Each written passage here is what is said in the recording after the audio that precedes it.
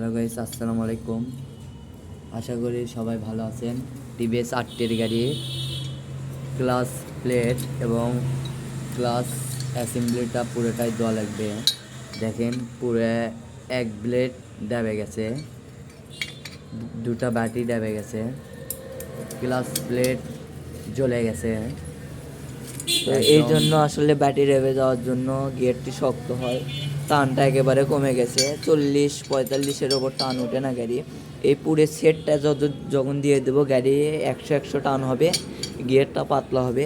একদম দেখেন একদম নষ্ট হয়ে গেছে।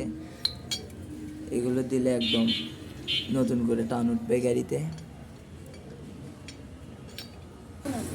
এখানকার কভারের গ্যাসকিটটা নষ্ট হয়ে গেছে, গ্যাসকিট নতুন করে আটা দিয়ে নতুন করে লেগে দেওয়া লাগবে। বড় ব্রাশ দাও।